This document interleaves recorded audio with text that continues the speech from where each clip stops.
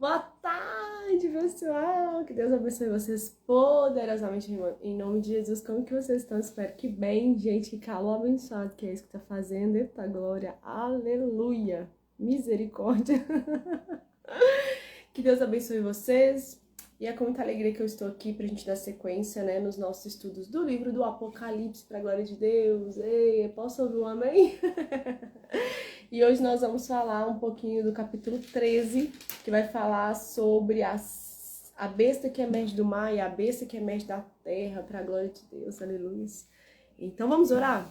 Papai, fale conosco, abra nossa mentalidade, abra em nome de Jesus o nosso raciocínio, que o nosso coração esteja aberto também para receber a tua boa palavra, que no meio desse estudo, Pai, haja cura, libertação e salvação, haja o convencimento no corpo, na alma e no espírito, que haja renovação da mente. E eu peço nesse momento para que o teu Espírito Santo vá de encontro a todas as pessoas que está sendo acometida de depressão, de ansiedade, de síndrome do pânico, pessoas que estão pensando em suicídio. Nós declaramos em nome de Jesus a vida, nós profetizamos, Pai, o equilíbrio na mente, nós declaramos a paz que excede todo entendimento humano, sendo ministrados agora sobre as mentes, sobre os corações, sobre as almas, sobre os corpos, sobre os espíritos, em nome de Jesus, trazendo lucidez à mente, trazendo normalidade nos pensamentos, pessoas que estão com pensamentos agitados, com pensamentos acelerados, Pai, em nome de Jesus, traga calmaria, traga paz, que essas pessoas consigam respirar, que essas pessoas consigam parar, se acalmarem, em nome de Jesus. Eu peço para que todo espírito de perturbação seja repreendido pelo poder do sangue de Jesus. Aleluias, amém, glória a Deus. Vamos cantar, porque quando nós cantamos, os demônios, eles estremecem diante da adoração ao Deus vivo, ao Deus poderoso. Aleluias, glória a Deus.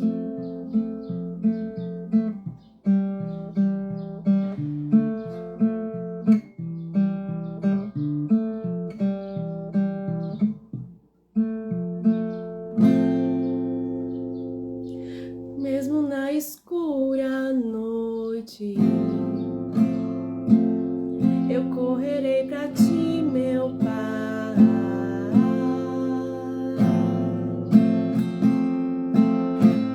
Tens o que preciso, és quem eu procuro, és o amor que enche as lacunas do meu ser, és bondade que atrai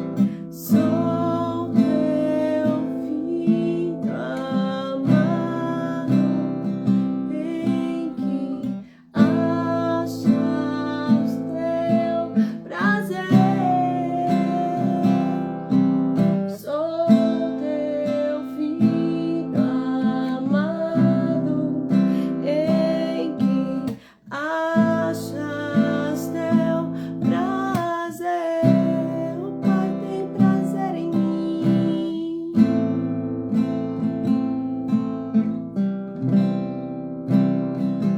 E eu irei por aí levando essa identidade. Eu irei por aí sabendo ser amado de verdade. Eu irei por aí sabendo que se eu venho e vou, um só lugar estou, guardado em teu amor,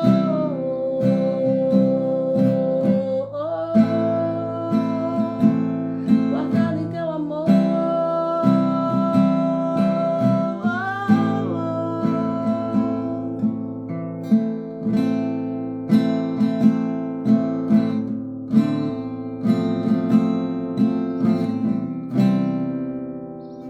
Aleluias.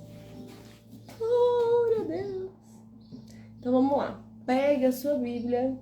Mel, deixa eu pegar a Bíblia aqui, amorzinha. Aí, a Mel deitou em cima da Bíblia. Coisa fofa. Então nós vamos fazer aí a leitura do capítulo 13, onde vai falar sobre a primeira besta, que é a besta que emerge do mar. E a palavra vai nos dizer assim: vi emergir do mar uma besta que tinha 10 chifres e 7 cabeças, e sobre os chifres 10 diademas, e sobre as cabeças nomes de blasfêmia. A besta que vi era semelhante a leopardo, com pés como de urso e boca como de leão. E o dragão deu à besta o seu poder, o seu trono e grande autoridade. Uma das cabeças da besta parecia ter sido golpeada de morte, mas essa ferida mortal foi curada. E toda a terra se maravilhou, seguindo a besta, e adoraram o dragão, porque deu a sua autoridade à besta. Também adoraram a besta, dizendo: quem é semelhante à besta? Quem pode lutar contra ela? Foi-lhe dada uma boca que proferia arrogâncias e blasfêmias, e foi-lhe dada a autoridade para agir durante 42 meses. A besta abriu a boca em blasfêmias contra Deus, para lhe difamar o nome e difamar o tabernáculo, a saber, os que habitam no céu. Foi-lhe permitido também que lutasse contra os santos e os vencesse.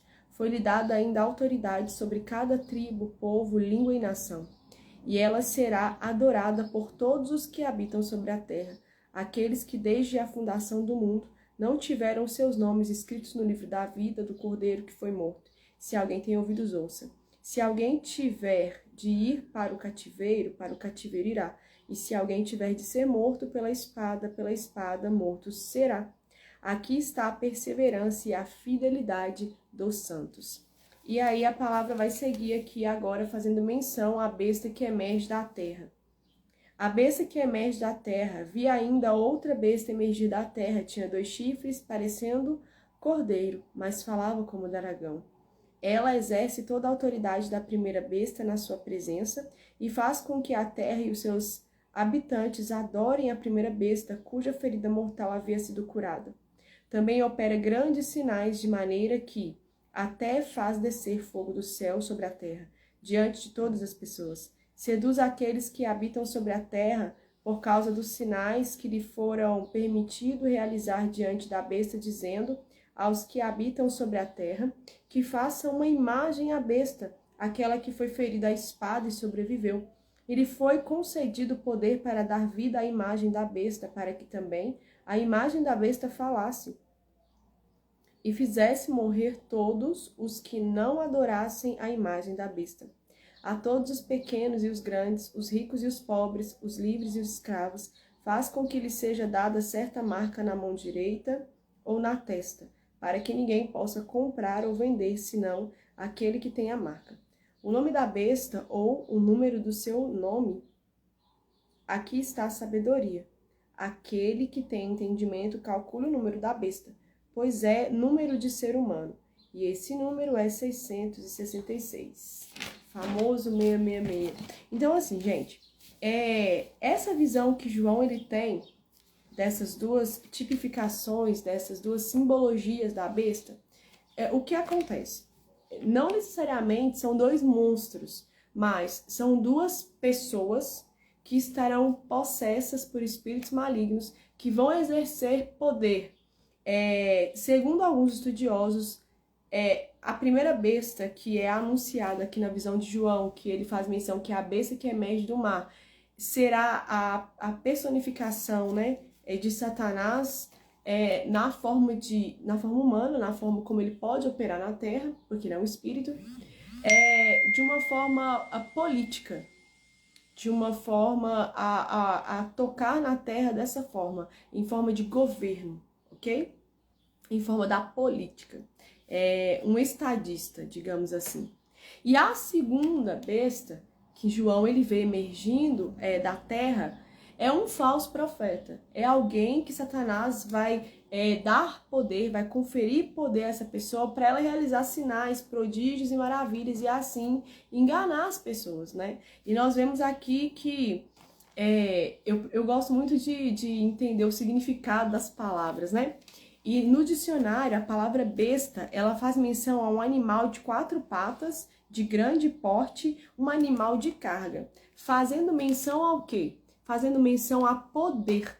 Fazendo menção à força bruta. Uma força no corpo, mas uma fraqueza no intelecto, uma fraqueza de espírito. Então, quando nós olhamos para essas duas pessoas que vão ser possessas de espíritos malignos para operar essas coisas, né, para que a Bíblia se cumpra, de fato nós vamos entender que somente uma pessoa de mente muito fraca, de espírito muito fraco, vai se sujeitar a virar um cavalo de Satanás, né? Porque é exatamente isso, a pessoa vai ser literalmente usada pelos espíritos malignos para obrar o mal. Pessoas ali que vão ser, essas duas pessoas vão ser totalmente enganadas, totalmente engodadas, totalmente possessas de espíritos malignos para operar o mal. Então, e como nós bem sabemos que o inimigo de Deus, ele tenta imitar as coisas que é de Deus, então obviamente que ele está tentando imitar o governo, o poderio de Jesus Cristo, porque Jesus Cristo, ele é o Filho de Deus, ele é Deus, mas ele foi um excepcional governante, né? Nós olhamos isso, ele foi um líder excepcional. Então nós até observamos aqui que o texto diz que João, ele vê que essa primeira besta, ela é ferida por uma chaga mortal, mas ela não morre. Ela, ressuscita. Então, é para quê? Para imitar Jesus. Porque justamente o engano de Satanás é esse, né? É se fazer Deus. Desde o princípio, inclusive, quando nós lemos ali o livro do profeta Ezequiel, nós vamos ver que tudo que ele queria era ser Deus, né? Ele não queria nem ser como Deus, ele queria ser o próprio Deus. E foi por isso que ele se lascou todo e virou o que ele é. E foi expulso do céu. Então, basicamente, a estrutura do capítulo 13 do livro de Apocalipse é essa. É entender que não vão aparecer um monstro do mar e um monstro da terra. Não. Embora, certamente, Satanás e os demônios, eles não são bonitos, mas não é isso. É apenas para que a gente possa entender o quão terrível será a manifestação desses dois seres. É esse o objetivo com o qual João ele traz essa narrativa, essa perspectiva dessa narrativa, dessa visão que ele tem. Então é muito importante nós observarmos isso, porque senão a gente vai ficar esperando aí ver monstro daqui, monstro dali, não é isso que vai acontecer, tá? Porque Satanás e os demônios, eles são espíritos e para que eles possam operar efetivamente na Terra, eles precisam se apossar de um corpo. Então é isso que quer dizer. E nós vamos observar que as bestas, elas são conferidas a elas poder. Então, serão dois seres, duas pessoas que Satanás vai dar poder a elas, né? Os espíritos imundos vão possuir essas pessoas e essas pessoas terão poder, inteligência, né? Para quê? Para liderar, para governar, para trazer soluções e para obrar, né? Aí sinais, prodígios e maravilhas, pseudos milagres, né? Para que as pessoas se sintam atraídas a isso com o intuito de que as pessoas adorem essas coisas, né? Então é importante que a gente tenha esse discernimento e é importante que a gente também resista, porque como a palavra mesma que diz, olha, se alguém tiver de ir para o cativeiro, vai para o cativeiro. Se alguém tiver que ser morto à espada, que morra pela espada. Então, o que isso quer dizer? Aí no final ele ainda fala, aqui está a perseverança e a fidelidade dos santos. Poxa, se você confessou Jesus, se você é discípulo dele, se você o tem como Senhor e Salvador da sua vida, seja lá o que você tiver que passar por amor dele, que passe. Nós não podemos retroceder, nós não podemos voltar atrás na nossa decisão. Então o capítulo 13 é basicamente sobre isso, né? É fazendo aí essa analogia a duas pessoas que vão ser usadas mesmo, vão servir de cavalo, vão servir de besta mesmo, para Satanás montar na carcunda delas, para elas obrar o mal. E é isso. Então, muitas pessoas questionam assim, esse sinal na testa ou na mão é algo real, é algo simbólico? Eu não sei se é algo real, se é algo simbólico. O que eu sei é, nós precisamos buscar o Senhor enquanto se deve achar. Nós precisamos buscá-lo enquanto ele está perto. Nós precisamos aproveitar o hoje, esse momento agora, agora. 4 às 16h10 da tarde, para fechar os nossos olhos, dobrar os nossos joelhos e orar, pedir Deus perdão, nos arrepender de verdade, sabe? Restaurar o tabernáculo que somos nós, restaurar o altar que somos nós, buscar a face do Eterno, nos arrepender e nos converter de todo o nosso coração. Para que nós possamos ter os nossos nomes escritos no livro da vida, para que nós possamos herdar o reino eterno. Porque as coisas aqui na terra, meus irmãos, elas vão ficar tensas. Se você acha que você está sofrendo, você não tem noção do que é sofrimento. Você não tem noção do que é que virá sobre a terra. Então é muito importante nós estarmos alinhados à vontade de Deus e largarmos mão de ficar idolatrando a terra. Os pastores, eles precisam ensinar as pessoas a amar o céu e não amar a terra. Nós temos que ser responsáveis? Ok. Nós temos que ter sonhos? Ok. Mas nada disso tem que estar em primeiro lugar. Em primeiro lugar é o reino, em primeiro lugar a justiça, as outras coisas e Deus acrescenta. Nós precisamos amar a eternidade. Nós não podemos ensinar as pessoas a amar a terra, porque aqui não é a nossa casa. Aqui é um lugar temporário de peregrinação. Nosso lar eterno não é aqui. Nós não temos que fazer toda a força para conquistar coisas aqui. Nós precisamos fazer toda a força, nós devemos fazer toda a força para conquistar coisas espirituais, para conhecer ao Senhor e prosseguir nesse conhecimento. Nós precisamos fazer todo o esforço, toda a força para nos arrepender, para termos uma vida santa, para termos o bom caráter de Jesus em nós. Então, aqueles que têm ouvido, que ouçam o que o Espírito diz à igreja nessa tarde, olha. Invista tempo em me conhecer, invista tempo em ter intimidade de relacionamento comigo. Então, basicamente, o capítulo 13 é isso. Não tem que ficar inventando, é o que está escrito aqui e é o que vai acontecer, brevemente. Que Deus abençoe você e a sua família em nome de Jesus. E que todas as vezes que você estiver orando, gente, vocês orem pelas pessoas, orem pelo Brasil, orem pelas nações, sabe? Orem para que as pessoas voltem para o Senhor. Ore para que o Senhor, ele avive a igreja dele, para que a palavra de Deus volte a ser pregada nos nossos púlpitos, né? Porque os nossos cultos, eles parecem mais palestras do que cultos, e nós precisamos, de fato, ensinar as pessoas a Bíblia. Nós precisamos, de fato, ensinar as pessoas a rasgar o coração, sabe? No sentido de quê? De arrependimento. De se prostrar diante de Deus em arrependimento genuíno, porque de fato Jesus, ele está voltando, você querendo ou não, você crendo ou não, você esperando ou não. Então, nós que fomos comissionados aí por Deus a essa grande obra, nós precisamos de fato fazer o que Jesus fazia. O que Jesus fazia? Ele preparava as pessoas para a eternidade. Ele não ficava perdendo tempo com firula de igreja, não, sabe, gente? Com todo respeito, eu amo a igreja, eu sempre congreguei, eu amo a noiva de Cristo, mas nós gastamos muito tempo com coisas que não vai salvar ninguém. A gente precisa ensinar para as pessoas a Bíblia. A Bíblia tem conteúdo mais que suficiente para ensinar as pessoas. De Gênesis a Apocalipse, tem lugares no Oriente que é totalmente proibido o uso da palavra, o uso do livro Bíblia, sabe? Então as pessoas, elas aprendem a Bíblia e elas vão anunciar a Bíblia sem estar de posse dela. Alguns anos atrás eu vi um documentário também de alguns lugares ali na Coreia, na China, no Japão, em que as pessoas elas se encontravam em túneis subterrâneos e ali elas ficavam horas e horas e horas, alguém lendo a Bíblia para elas. E, gente, é o suficiente. A Bíblia ela tem poder suficiente para libertar, curar e salvar. Nós não precisamos ficar inventando moda, não. A gente precisa ser prático. Existe um texto nas Escrituras que eu gosto demais, que está ali em Atos, capítulo 8, se eu não me engano, deixa eu abrir aqui enquanto eu falo, que é sobre um servo etíope, um eunuco etíope, isso mesmo, aqui ó, Atos 8, que Filipe é arrebatado até o deserto, e ali esse eunuco, ele tá no seu carro ali, ele está lendo Isaías, e ele não está entendendo nada. Então, o Espírito do Senhor arrebata Filipe ali naquele exato momento para explicar para o eunuco o que estava escrito.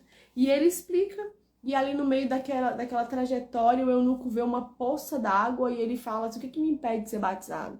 E Filipe fala nada, e Filipe batiza aquele homem ali, e aquele homem segue viagem rumo à sua terra, e Filipe volta para onde ele tinha que voltar. Cara, muitas vezes a gente quer fazer o papel do Espírito Santo, a gente quer fazer o papel de Deus. Não, faça só o que Deus te mandou, entrega o recado, seja o carteiro, seja o direcionador, seja aquele que vai só tirar as escamas e deixe que o resto é a pessoa e Deus. Porque quem salva, quem liberta, quem purifica, quem convence o homem do pecado, da justiça e do juízo é o Espírito Santo, não somos nós. Eu sei que muitas coisas que acontecem dentro das instituições religiosas é com o afã e com o desejo singelo de conversões, de restaurações de vidas, mas nós não estamos vivendo um tempo em que a gente pode ficar perdendo tempo. Então vamos socar a Bíblia nas pessoas, vamos ensinar as pessoas a resistir ao mal, a se sujeitar a Deus, a resistir ao diabo para que ele fuja delas. Porque o que mais tem dentro das nossas igrejas são pessoas que estão ali e se Jesus voltar hoje, elas vão ficar. São pessoas que não são libertas. O que mais tem hoje no nosso meio são pessoas que elas vivem a religião, mas elas estão escravizadas ainda, dentro de maldições hereditárias, dentro de correntes de maldição, de correntes de pecado que elas não conseguem vencer, porque elas não conseguem praticar a Bíblia, porque elas não leem a Bíblia.